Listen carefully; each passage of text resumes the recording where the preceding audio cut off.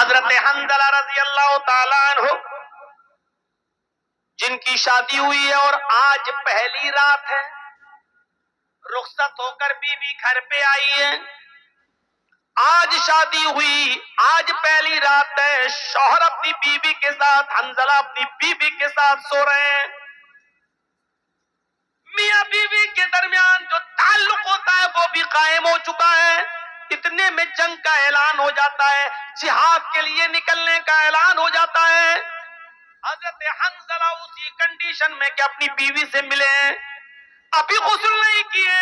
اعلان جہاد سنتے ہیں، اپنا گھوڑا کھولتے ہیں اور جہاد کے لیے نکل جاتے ہیں۔ بیوی کہتی ہے، اے میرے پیارے شوہر، میں تمہیں روک تو نہیں رہی ہوں، جہاد فرض ہے، تمہیں جانا بھی چاہیے، لیکن کم سے کم غسل تو کر لو، نہا تو لو، ابھی آپ نے میرے ساتھ صحبت کی ہے، میرے ساتھ ہم بستر ہوئے ہیں اور فوراً میدان جہاد میں جانے لگے ہیں، کم سے کم آپ غسل تو کر لو۔ فرمایا، آئے میری بیوی، اعلان نہیں سنا ہے، یہ ندائی، یہ آخری آواز ہے، اس آواز کو سننے کے بعد کوئی شخص بھی اب تھوڑی دیر بھی اپنے گھر میں نہیں رک سکتا ہے۔ میری بیوی، میں غسل کے لیے کیسے رک جاؤں کہ یہ آخری ندا آ چکی ہے کہ اب کوئی بھی اپنے گھر میں نہ رکے، میں فوراً نکل رہا ہوں، اللہ میرے دل کے حال کو جانتا ہے، اللہ میری دل کی نیت کو جانتا ہے۔ اٹھے، گھوڑا کھولا اور دوڑے اور چلے گئے میدان جنگ میں، لڑے، کئی کافروں کو قتل بھی کیا، لیکن اس جنگ کے اندر خود بھی شہید ہو گئے۔ اور شہید کا اصول یہ ہے شریعت میں کہ اس کو جن کپڑوں میں شہید ہوتا ہے، کوئی آدمی اللہ کی راہ میں جب مارا جائے تو انہی کپڑوں میں دفن کیا جاتا ہے، شہید کو کوئی نیا کفن نہیں پہنایا جاتا، شہید کو غسل نہیں دیا جاتا، شہید کی جنازے کی نماز نہیں پڑھی جاتی، ایسے ہی اس کو انہی کپڑوں میں دفن کر دیا جاتا ہے۔ جب اس کو دفن کرنے کے لیے لے جایا جا رہا تھا تو حنظلہ کی بیوی کہنے لگی، اے اللہ کے رسول، میرے شوہر کو غسل دے دیجئے۔ اللہ کے نبی فرماتے ہیں، اے حنظلہ کی بیوی، کیا تجھے پتہ نہیں تیرا شوہر شہید ہوا ہے اور شہید کو غسل نہیں دیا جاتا، اس کو انہی کپڑوں میں کفنایا جائے گا، انہی کپڑوں میں دفنایا جائے گا جس میں وہ شہید ہوا ہے، اور قیامت کے دن اسی حال میں اٹھے گا کہ اس کے جسم سے خون گر رہا ہوگا۔ اللہ گرتے ہوئے خون کو دیکھ کر کہے گا، فرشتوں، اس کو جنت میں لے جاؤ، یہ تو میرے لیے ساری چیزوں کی قربانی دے کر آیا ہے، اس کا کیا حساب لوں، اس سے کیا سوال کروں، اس سے کیا پوچھ تاچھ کروں، اس سے کیا کوشچن آنسر کروں، اس کو جنت میں داخل کروں۔ حنظلہ کی بیوی کہتی ہے، اللہ کے رسول، میں کیسے بتاؤں، ان اللہ لا یستحی من الحق، اللہ تعالی حق بات سے نہیں شرماتا ہے۔ میری شادی ہوئی تھی، حنظلہ نے میرے ساتھ رات گزاری تھی اور میرے ساتھ صحبت کی تھی، اور جب آخری اعلان سنا تو بغیر غسل کے وہ نکل گئے اور جہاد کرنے لگے۔ میں اس غسل کی بات کر رہی ہوں جو غسل بیوی سے ملنے کے بعد کیا جاتا ہے، حنظلہ کو وہ غسل دے دیجئے، کیونکہ حنظلہ بغیر غسل کے نکل گئے تھے اور وہ شہید کر دیے گئے۔ تھوڑی دیر توقف کیا، اللہ کے نبی جناب محمد رسول اللہ تھوڑی دیر رکے رہے اور تھوڑی دیر کے بعد فرمایا، ساتھیو، اس جنازے کو اٹھاؤ اور قبرستان میں لے جا کر ان کو دفن کرو، میں بھی چل رہا ہوں۔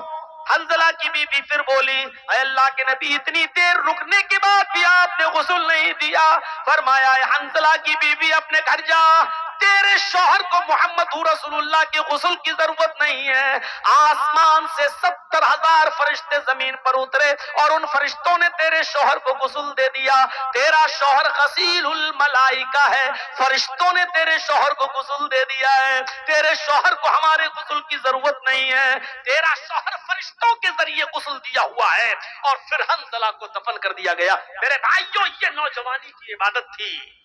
اپنی پیاری بیوی کو چھوڑ دیا، پہلی شادی، پہلی رات، 24 گھنٹے بھی اپنی بیوی کے ساتھ نہیں رہ پایا، اور اعلان سنا، نکل گیا، جہاد کیا اور قتل ہو گیا، شہید ہو گیا۔ ایسا نوجوان اللہ کے عرش کے سائے میں۔ وشاب نشا فی عبادت ربی،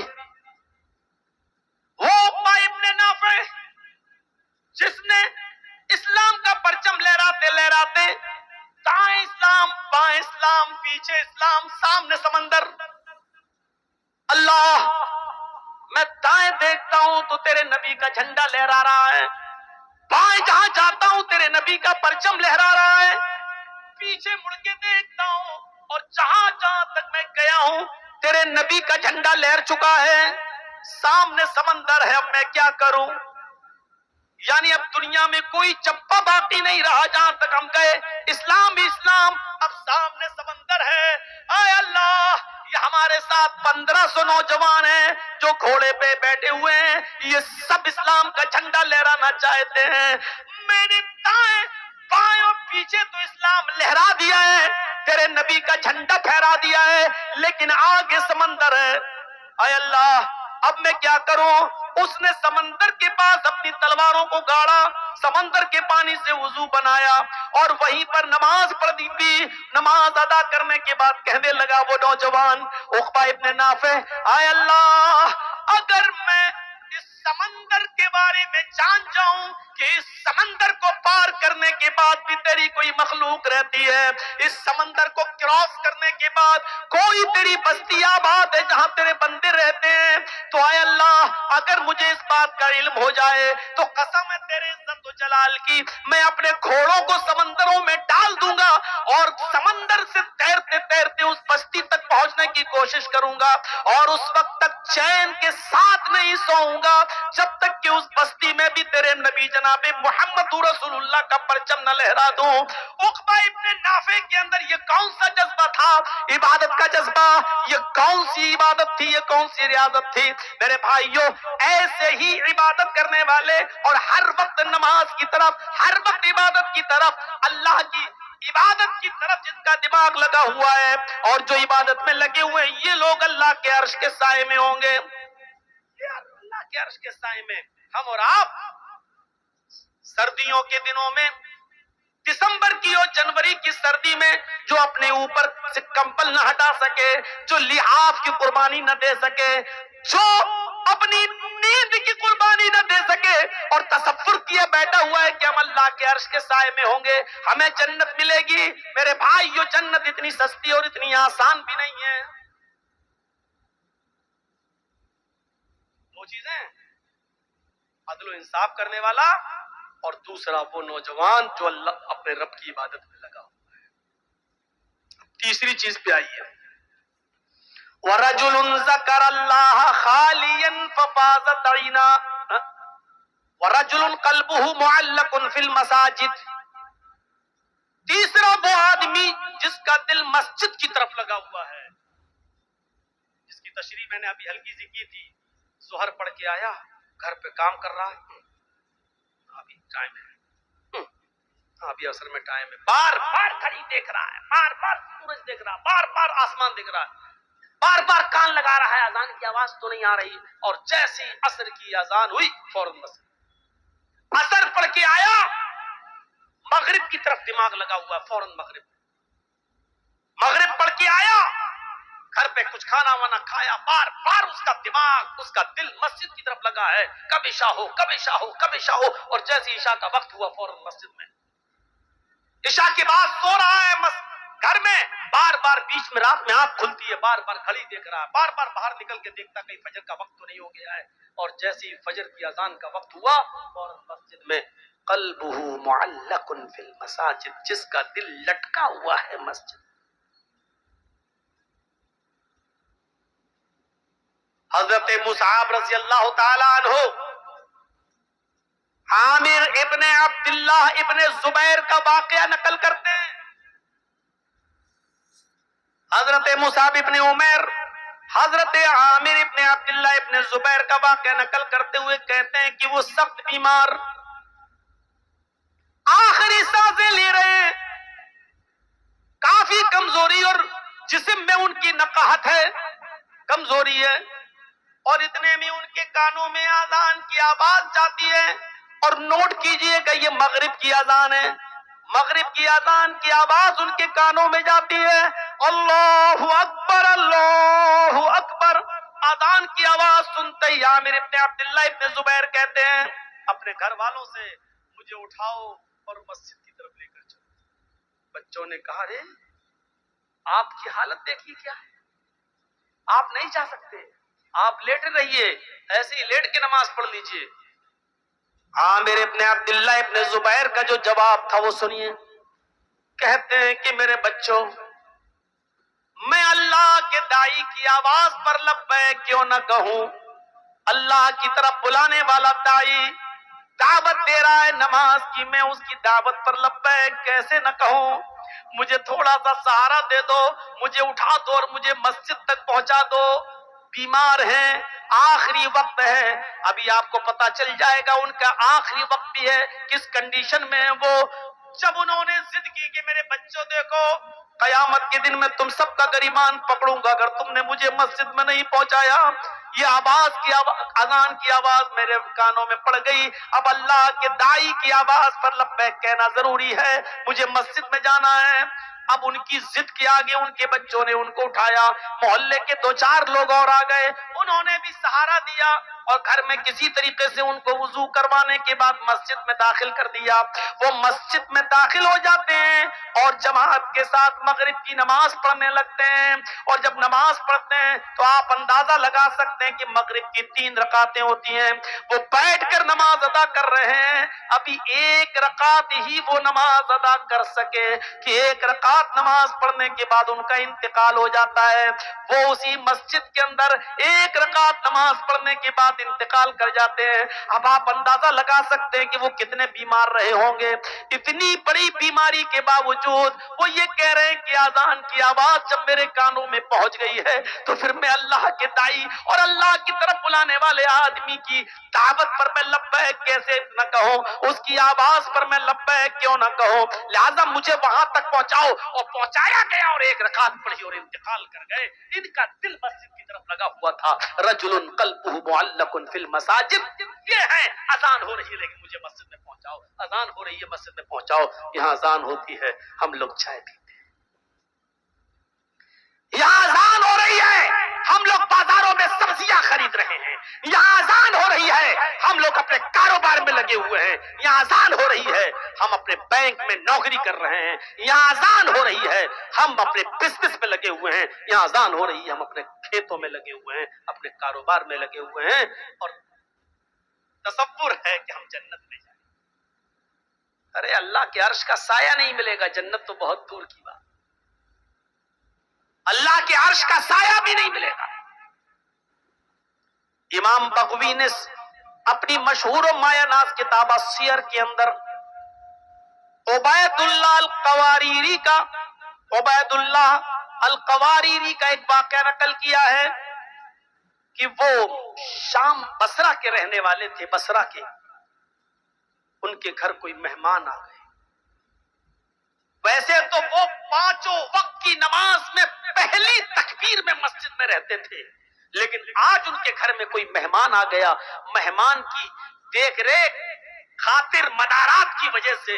اس کو کھانا وانا کھلانے میں تھوڑی سی دیر ہو گئی، اتنی سی دیر ہو گئی کہ عشاء کی اذان کے بعد جماعت مسجد میں ہو گئی۔ وہ اپنے مہمان کو کھانا کھلانے کے بعد مسجد کی طرف گئے تو کیا دیکھتے ہیں کہ مسجد سے لوگ نماز پڑھ کے واپس آ رہے ہیں۔ پوچھا کہ کیا ہوا؟ کہ جماعت ہو گئی۔ وہ دوسرے محلے میں گئے کہ وہاں جا کر شاید نماز مل جائے، جماعت مل جائے، لیکن دوسرے محلے میں جاتے ہیں تو کیا دیکھتے ہیں کہ ادھر بھی جماعت ہو چکی ہے۔ انہوں نے بصرہ کی آس پاس کی جتنی مسجدیں تھی کوشش کر کے دیکھ لیا کہ کہیں جماعت مل جائے، کیونکہ جماعت کا ثواب اکیلے نماز پڑھنے سے 27 گنا زیادہ درجہ رکھتا ہے۔ اس ثواب کی امید میں وہ جاتے ہیں کہ نماز ادا کر لوں، جماعت مل جائے، لیکن ان کو بصرہ کی کسی مسجد میں عشاء کی جماعت نہیں ملی۔ تو پھر وہ اپنے گھر آ گئے اور اپنے گھر پہ انہوں نے جائے نماز بچھائی، مصلی بچھایا اور عشاء کی نماز وہ پڑھنے لگے۔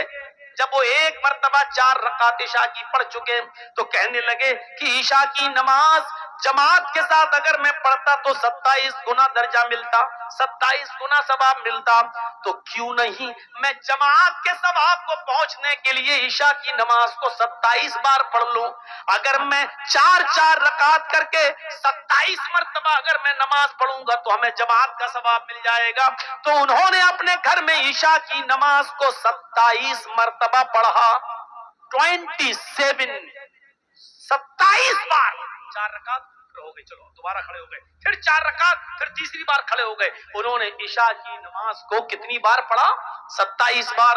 اس کے بعد مطمئن ہو گئے کہ اب مجھے جماعت کا ثواب مل گیا، یعنی انشاءاللہ جو جماعت مجھ سے چھوٹی ہے اس کے برابر ثواب مل جائے گا۔ اس کے بعد جب بستر پہ سونے گئے،